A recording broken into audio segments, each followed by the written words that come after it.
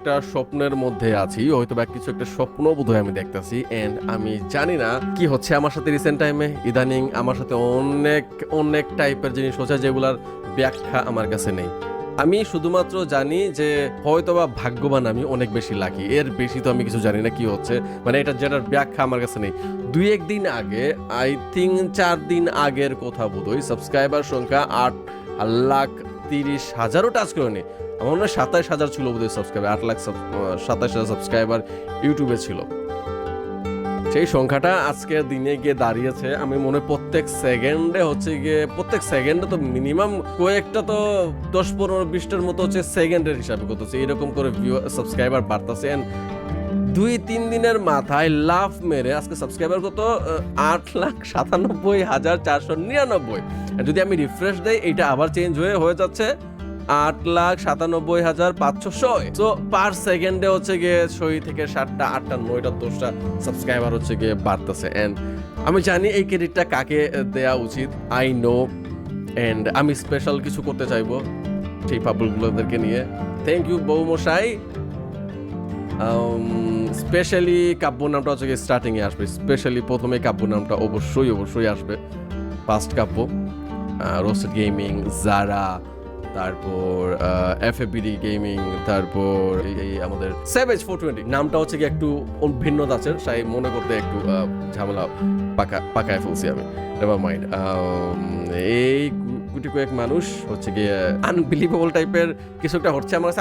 আমি বললাম না স্টার্টিং এ, আমি স্বপ্নের মধ্যে আছি, এটা ঘুরের মধ্যে আছি। এই ঘুরটা কখন কাটবে আমি জানি না, ভয় পাচ্ছি এই ঘুরটা কাটার পরে আমার সাথে কি হবে।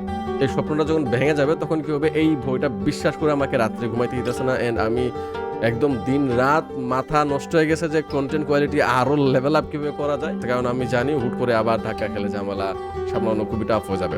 বাট স্পেশালি কাব্যকে তো থ্যাঙ্কস দেওয়াই লাগবে অবশ্যই। ক্রেজি গাই, ক্রেজি টাইপের জিনিস ঘটায় ফেলছে, রাতারাতি আমি অন্য জগতে চলে গেছি।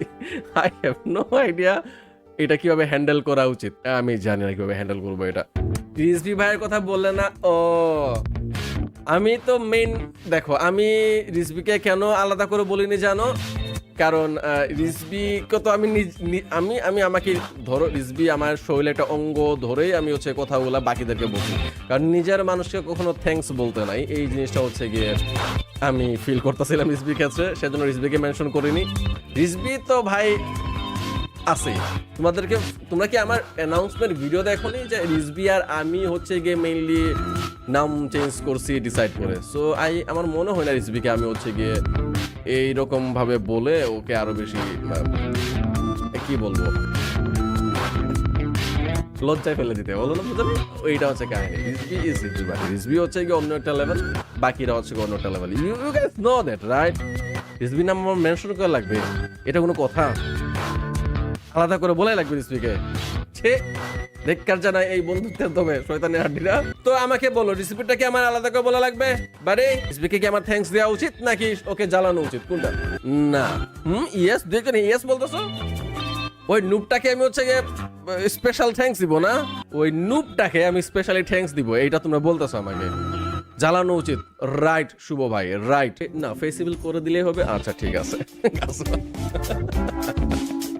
আপনার স্বপ্ন ভাঙার পরে একটা গোল্ডেন প্লে বাটন হাতে পাবেন।